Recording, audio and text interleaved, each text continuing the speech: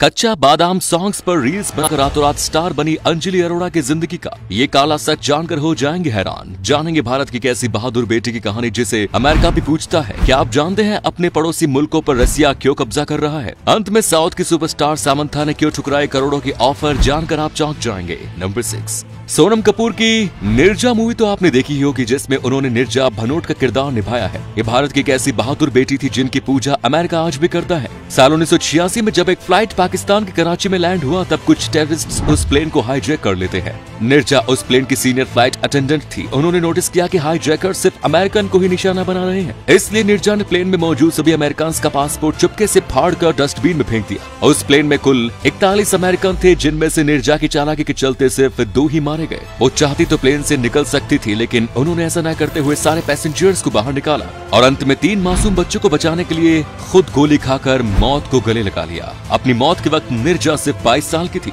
दोस्तों, भारत की इस बहादुर बेटी निर्जा के लिए एक लाइक तो बनता है। नंबर 5, कच्चा बादाम गाने पर रील्स बनाकर अंजलि अरोड़ा नाम की सोशल मीडिया इन्फ्लुएंसर रातों रात सेलिब्रिटी बन गई। इनके इंस्टाग्राम पर 10 मिलियन से भी ज्यादा फॉलोअर्स है। अंजलि फिलहाल कंगना रनौत के शो लॉकअप में है। इस शो के बॉटम 3 में एक टास्क में खुद को सेफ रखने के लिए उन्हें अपनी जिंदगी का एक टॉप सीक्रेट बताना था। अंजलि ने अपने राज से पर्दा उठाते हुए बताया कि दिसंबर में वो रशिया गई थी, जहां होटल के रिसेप्शनिस्ट से उनकी अच्छी जान पहचान हो गई। उस रिसेप्शनिस्ट ने उन्हें सैटरडे नाइट पार्टी के लिए 5000 रूबल्स का ऑफर दिया। अंजलि ने बताया कि उनके पास बिल्कुल भी पैसे नहीं थे, इसलिए उन्होंने ये ऑफर एक्सेप्ट कर उस बंदे के साथ फुल नाइट पार्टी की। उनका ये सीक्रेट ना किसी दोस्त को पता था और ना ही उनके पेरेंट्स को। इस वीडियो के सामने आते ही लोग अंजलि का खूब मजाक उड़ा रहे हैं और उन्हें ट्रोल कर रहे हैं। दोस्तों, क्या अंजलि ने सही किया या गलत, आपको क्या लगता है? नंबर 4, एरिया के हिसाब से अगर देखें तो रशिया दुनिया का सबसे बड़ा देश है, लेकिन चौंकाने वाली बात यह है कि इतने बड़े देश की पॉपुलेशन सिर्फ 14 करोड़ है। पिछले कुछ सालों में रशिया की फर्टिलिटी रेट काफी तेजी से कम हो रही है, जिसके चलते वहाँ कम संख्या में बच्चे पैदा हो रहे हैं और रशिया में औसतन लोगों की उम्र 40 साल से ज्यादा है,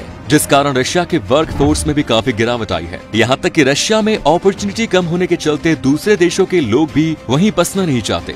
अगर ऐसा ही चलता रहा तो रशिया का ये प्रॉब्लम 3rd वर्ल्ड वॉर का कारण भी बन सकता है, क्योंकि अपने देश की पॉपुलेशन बढ़ाने के लिए रशिया आने वाले समय में दूसरे देशों पर कब्जा कर सकता है। नंबर 3, साउथ की सुपरस्टार जोड़ी सामंथा प्रभु और नागा चैतन्य को कौन नहीं जानता, जिन्होंने तेलुगु इंडस्ट्री को एक से बढ़कर एक ब्लॉकबस्टर फिल्में दी है। लेकिन पिछले कुछ दिनों से ये दोनों काफी सुर्खियों में थे, क्योंकि 2017 में इन दोनों की शादी थी, पर अभी इन दोनों का तलाक हो चुका है। सबसे चौंकाने वाली बात तो यह है कि हिंदुस्तान टाइम्स के एक न्यूज के मुताबिक तलाक के बाद सामंथा को नागा की तरफ से 200 करोड़ का एलिमोनी ऑफर भी मिला, जिसे सामंथा ने ठुकरा दिया। उनका कहना था कि उन्होंने चैतन्य से उनके प्यार के चलते शादी की थी, ना कि उनके पैसे के लिए। ऐसा करके सामंथा ने पूरे समाज के लिए एक मिसाल कायम की है। दोस्तों, अगर आप भी सामंथा के फैन हैं तो एक लाइक जरूर करें।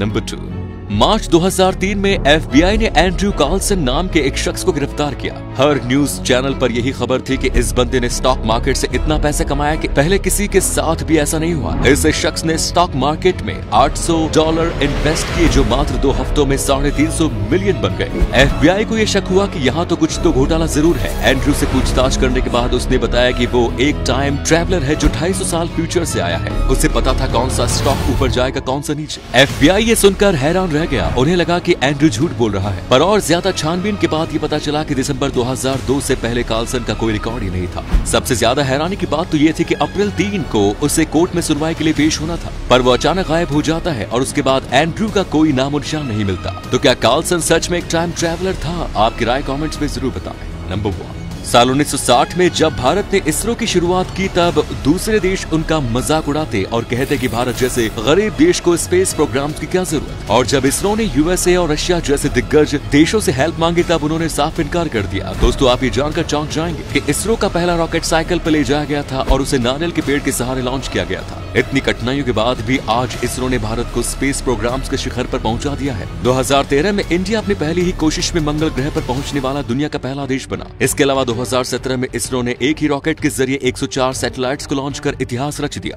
आज इसरो दुनिया के सबसे पावरफुल स्पेस एजेंसीज में से एक है। इसरो के लिए एक लाइक तो बनता है।